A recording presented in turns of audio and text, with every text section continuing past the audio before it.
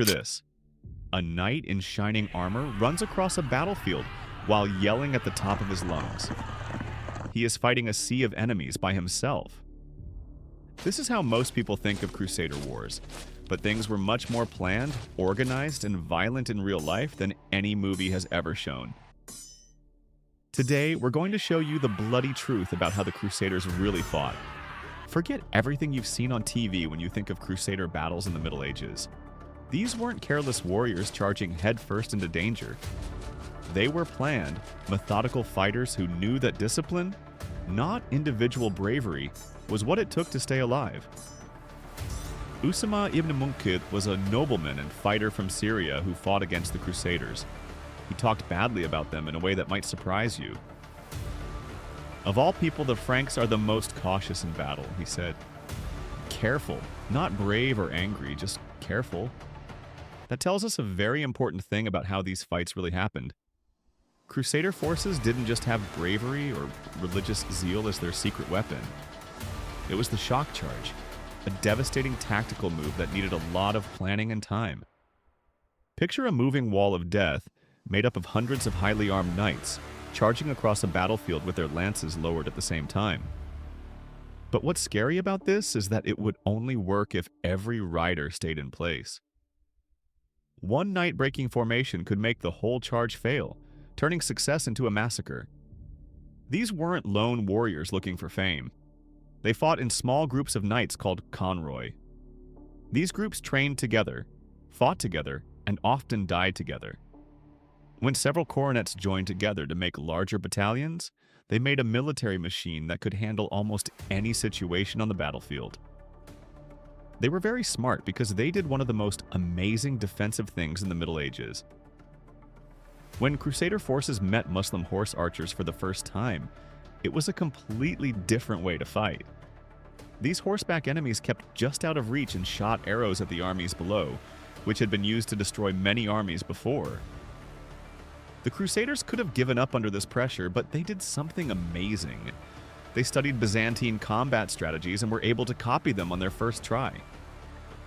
There was no luck or desperation involved. Professionals with a lot of training and intelligence did it because they knew that adaptation was key to life. Let us now talk about what these fighters wore to battle, because the truth was much worse than any outfit designer could have imagined. During the First Crusade, most Crusaders wore a coat of scale armor, which was made of metal plates connected to leather or cloth. For this, a chainmail shirt with long sleeves, handguards, and a collar that could save or kill was worn over it. He wore a cone-shaped helmet with leather straps around it. It often had a nose guard that made him look like an armed bird of prey. But now, things start to get interesting. This gear, which was made for fighting in Europe, was not at all suitable for the sweltering heat of the Middle East. Imagine walking through the sands of the desert while wearing something that looked like a metal oven. The Crusaders quickly changed. To deal with the harsh sun, they put on lighter chainmail and cotton-quilted caps under their hats. This gear's weight tells you everything you need to know. When a Crusader was fully armed, they carried so much metal that it was hard for them to move quickly. Their heavy armor, broadswords, and lances made fighters who were terrible at close combat, but had trouble moving around and staying strong. It turned into a race against time in every fight. Could they get close to the enemy before they got too tired? Could they stay together even though they were heavy like pack animals? Archaeological proof shows how these men fought. Archaeological digs at medieval battlefields, such as the Battle of Towton, show that most troops died from multiple, very bad head wounds. Once you know about ancient armor, it all makes sense. The body was protected by chainmail and plates, so the head became the main target. It was almost impossible to survive on the battlefield without a helmet, so even the poorest troops found ways to protect their heads. But fighting one-on-one was only one part of the Crusader machine. These forces also had to deal with siege warfare, which put their organization to the test. In contrast to the quick and decisive fights we see in movies, most Crusader operations were based on taking over fortified cities. The Siege of Acre during the Third Crusade was a very bloody battle that went on for almost 2 years. There were huge battlements and towers that seemed to reach the sky to protect the city. Guy of Lusignan and his band of Crusaders didn't rush the walls when they got there. They dug in. The Crusaders built their own defenses around Acre, including ditches and moats that made the siege feel like it was going on inside a city. It was clear to them that taking over castles would take time, skill, and a lot of resources. When people from the west came to help, they didn't just bring soldiers. They brought the things that were needed to make huge engines for sieges. The French dug a tunnel under one of Acre's tall towers. It took them months of dangerous work underground to finish. At the same time, other Crusaders built catapults that were so big that they got names. God's own sling was the name of a machine that could throw stones hard enough to break through castle walls. But it wasn't just siege engines and bravery that helped the Crusaders win at Acre. It was just business. As Saladin's army desperately tried to break through the siege from the outside, Crusader ships kept coming in with food, more soldiers, and weapons. It was impossible for the Muslims to help either of the groups that were trying to defend Acre or the Crusaders who were sieging the city. Now we come to the most important part of Crusader fighting that has never been shown in a movie: how important supply lines and logistics were. Europe in the Middle Ages had lost the Romans' skills in logistics hundreds of years before, and Crusader forces had to learn them all over again in the harsh deserts of the Middle East. The truth was harsh and simple. An army could take enough food for the soldiers for about a week, but not much for the horses and pack animals.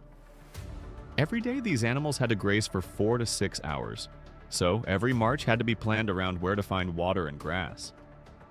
Many Crusader forces lost not because of enemy swords, but because their soldiers were hungry and the wells were poisoned. Saladin and other Muslim leaders knew this very well and made it their most powerful tool. In the Third Crusade, when Richard the Lionheart came to the Holy Land, he brought something new: a lot of careful planning. In the past, Crusader troops had died of hunger in the desert. There were supply ships following Richard's army as it marched along the coast. He was successful not because he was a better fighter, but because he was better at organizing things. But Saladin was just as good at this dangerous game. When Richard finally tried to keep marching inland toward Jerusalem, he found that Saladin had destroyed everything in his way. Wells were made poisonous, crops were burned, animals were pushed away. The farmland was turned into a wasteland where an army could only stay alive for a few days before giving up. Richard had to make one of the hardest choices of his life. Even though he was in charge of one of the best-equipped armies during the Crusades, he knew that besieging Jerusalem would mean watching his men slowly die of thirst and hunger. Logistics alone had kept the two smartest military minds of their time from beating each other. The difference with the Muslim armed group was very clear. Crusader troops used weak supply lines that crossed continents, but Muslim forces used complex networks of thousands of camels and mules. Not only did their supply columns carry food and weapons, but they also brought doctors and medical supplies. This gave them a huge advantage in wars of attrition. But what happened when all the planning, organizing, and setting up of divisions fell apart in battle? Recent archaeological finds have given us a frightening look into what battles were really like in the Middle Ages. Archaeologists found the bodies of troops who died when the fortress was attacked in the 1300s at Sidon Castle in Lebanon. These weren't clean deaths like in movies with swords. The bones tell a story of pure violence. Some bodies had sword cuts on the backs of their necks, showing that prisoners had been killed after the battle. Others were killed from behind while running away. Enemies were chasing them and cutting off their spines. These weren't honorable deaths for warriors. They were the scared last moments of young men whose ranks had broken down and who knew they were going to die. The wounds on these medieval troops show something very important. War turned into a chaotic slaughter when order broke down and formations broke down. A lot of the time, luck was more important than skill for survival. One of the most common myths about Crusader battle is busted by this evidence: that it was between lone heroes and champions, with troops watching with respect. The truth hurts more. In the Middle Ages, war was organized, cruel, and effective. Soldiers went after weak spots with brutal accuracy. The Crusader war machine worked because of discipline, organization, and planning, not because of divine intervention or bravery by a single person. Stories about brave knights don't tell the whole story of the Crusader War. It's written in supply lists where siege engines were put, and in the bones of troops whose wounds still tell us about their lives 800 years later. So, remember the wells that were poisoned. Remember how the shock charges made you have to be very coordinated? Remember attack weapons called God's own sling? Also, think about the young fighters whose bones still show the marks of battles in the Middle Ages. In that way, the Crusaders really did fight. There you have it, the truth behind the story.